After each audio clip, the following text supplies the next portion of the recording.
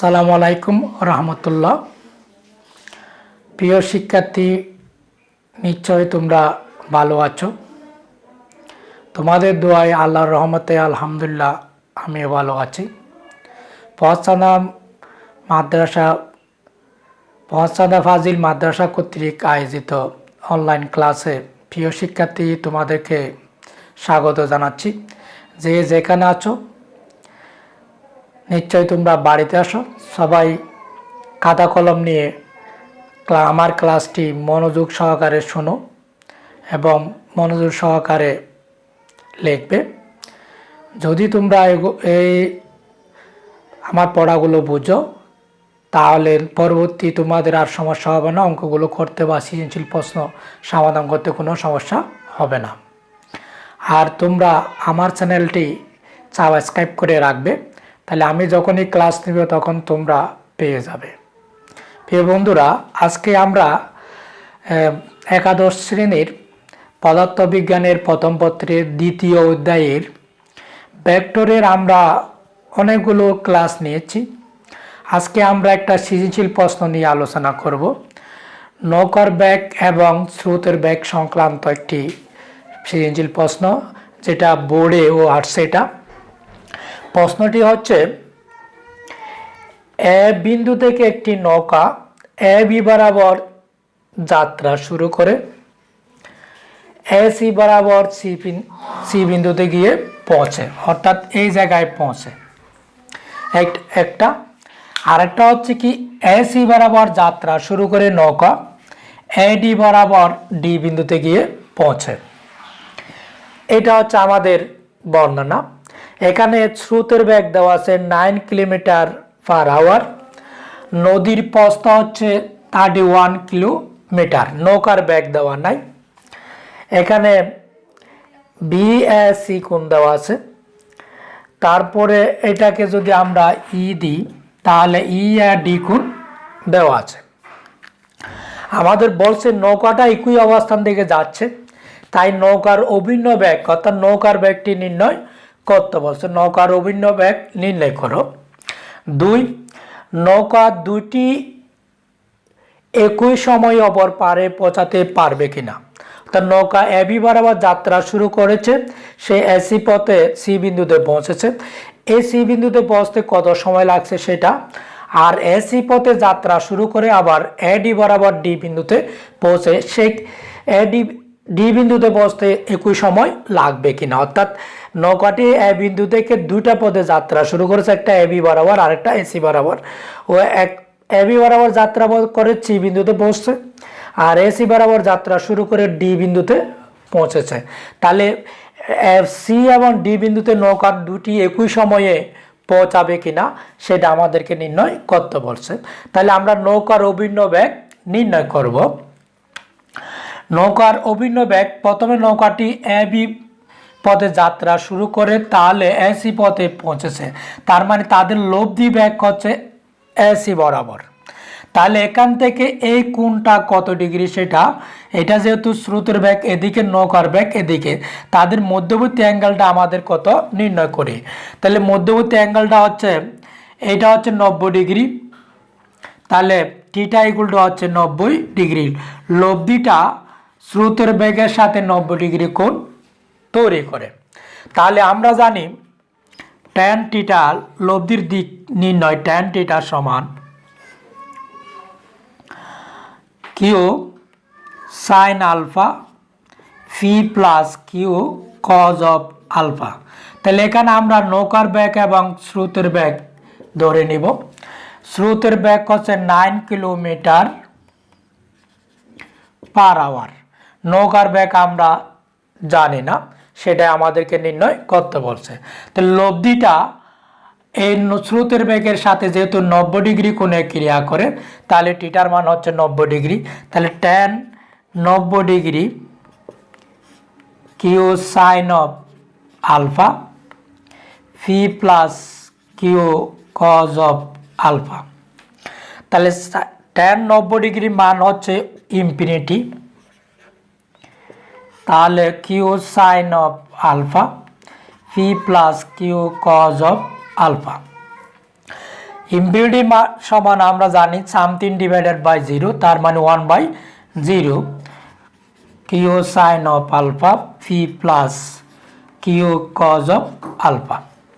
তাহলে এখানে আমরা যদি 8 গুণন করি তাহলে p plus Q cos of alpha equal 0। এরপর হচ্ছে কিউ কজ অফ আলফা সমান মাইনাস ফি, কিউ সমান হচ্ছে minus p by cos of alpha. তাহলে দেখো এখানে বন্ধুরা নৌকার বেগ এবং স্রোতের বেগের মধ্যবর্তী অ্যাঙ্গেল হচ্ছে 120 ডিগ্রি, অর্থাৎ আলফা সমান হচ্ছে 30 ডিগ্রি যোগ 90 ডিগ্রি সমান 120 ডিগ্রি। তাহলে সেই মানটা আমরা যদি বসাই, মাইনাস পি এর মান হচ্ছে 9 কিলোমিটার পার আওয়ার, কস আলফার মান হচ্ছে 120 ডিগ্রি। তাহলে এখানে আমরা মানটা যদি নির্ণয় করি, -9 ভাগ কজ অফ 120 ডিগ্রি সমান 18 কিলোমিটার পার আওয়ার। তাহলে নৌকার অভিন্ন বেগ আমরা পেলাম কিউ সমান 18 কিলোমিটার পার আওয়ার। এইটাই আমাদেরকে নির্ণয় করতে বলছে, নৌকার অভিন্ন বেগ নির্ণয় করো। তাহলে বন্ধুরা আমরা এখানে দেখো আলফাটা হচ্ছে আমাদের দুটা ভেক্টর, একটা হচ্ছে এ বি বরাবর আর একটা হচ্ছে এই বরাবর, অর্থাৎ স্রোতের বেগ, তাদের মধ্যবর্তী অ্যাঙ্গেল হচ্ছে 120 ডিগ্রি। তার মানে আলফা হচ্ছে আমাদের 120 ডিগ্রি। আর লব্ধিটা হচ্ছে এখানে স্রোতের বেগের সাথে 90 ডিগ্রি কোণে ক্রিয়া করে, তাই থিটা হচ্ছে 90 ডিগ্রি। সেই মানগুলো আমরা বসিয়ে দিয়ে আমরা নৌকার অভিন্ন বেগ পেয়েছি 18 kilometre per hour, 18 kilometre per hour.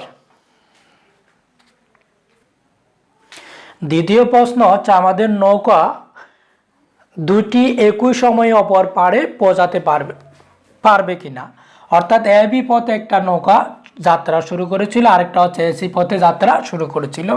A B পথে যাত্রা করা নৌকাটি এসি বরাবর সি বিন্দুতে পৌঁছে, আর এসি বরাবর যাত্রা করা নৌকাটি এডি বরাবর ডি বিন্দুতে পৌঁছে।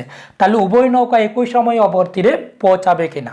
তাহলে প্রথমে আমরা আসি এ বি বরাবর নৌকাটি যাত্রা শুরু করলে সেই এসি বরাবর সি বিন্দুতে পৌঁছলে নৌকাটির প্রস্থ যত তত বরাবর দূরত্ব অতিক্রম করে, অর্থাৎ অতিক্রান্ত দূরত্ব হচ্ছে ডি ইকুয়াল টু হচ্ছে 31 কিলোমিটার।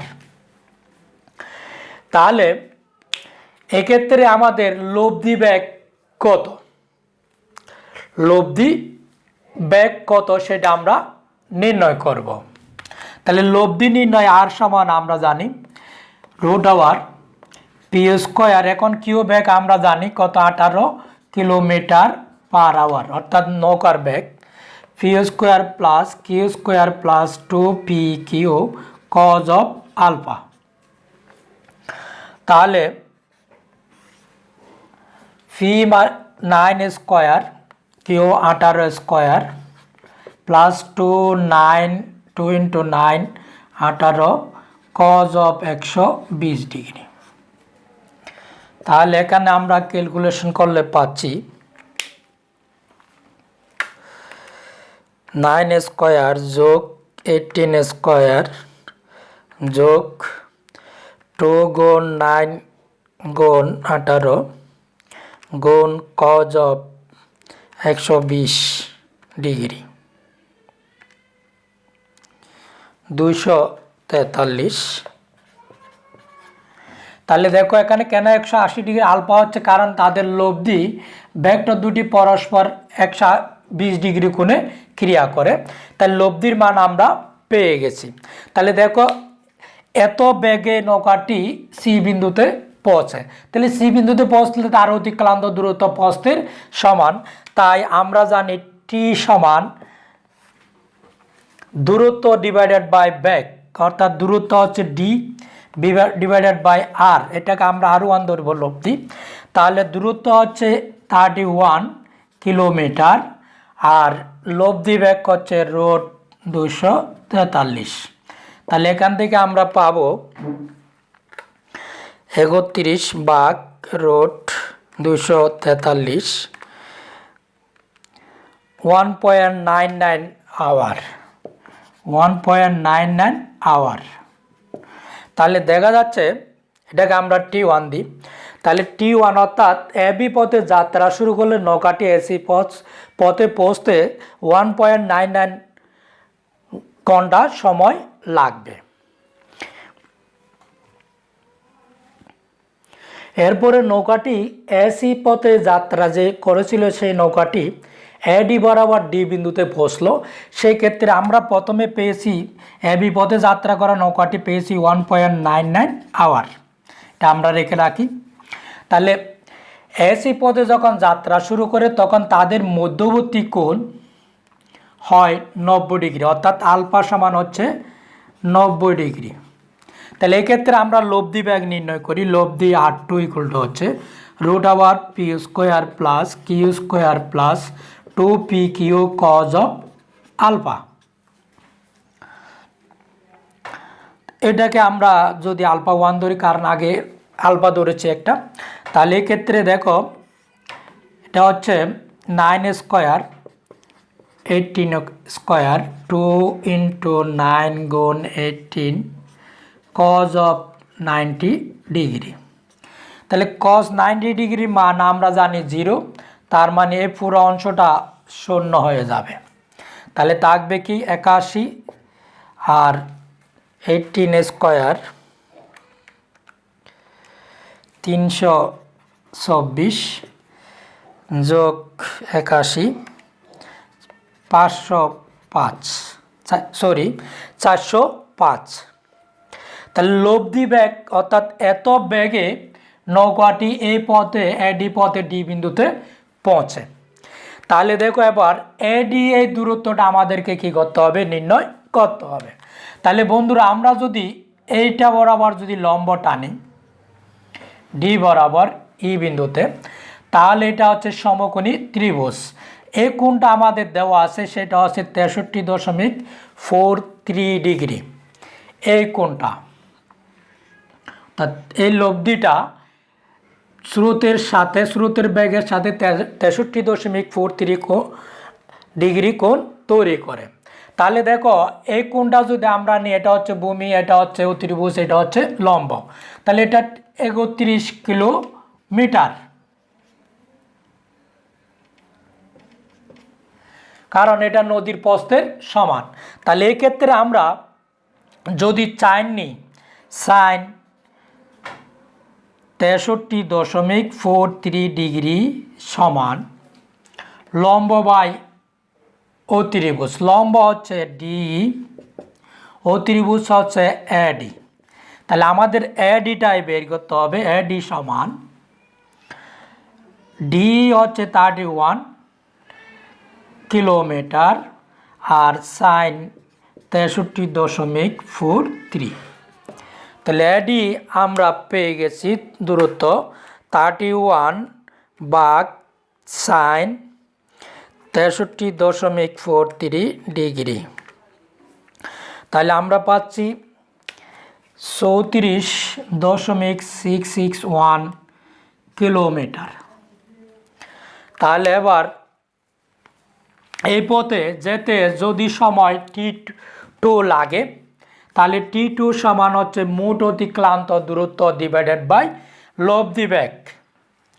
তাহলে মোট অতিক্রান্ত দূরত্ব হচ্ছে 34.661 কিলোমিটার। লব্ধি বেগ আমরা পেয়েছি একটু আগে R2 সমান পেয়েছি 405। তাহলে আমরা যদি ভাগ করি, এখানে T2 সমান আমরা পাবো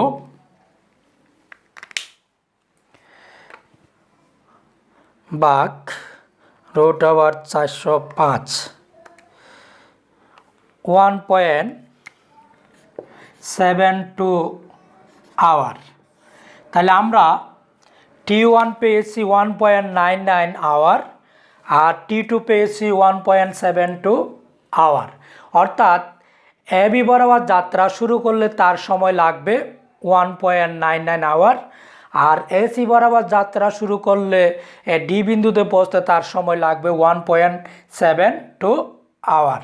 তার মানে যেহেতু T1 not equal to T2, সেহেতু নৌকা দুটি এ অবস্থান থেকে দুটি পথে সি ও ডি বিন্দুতে একই সময়ে পৌঁছাবে না, অর্থাৎ ভিন্ন সময় লাগবে।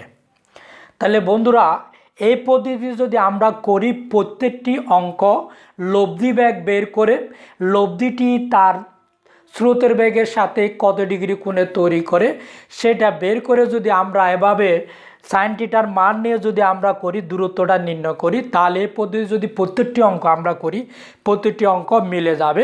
এক একটি অঙ্ক এক এক পদ্ধতি করার দরকার নাই।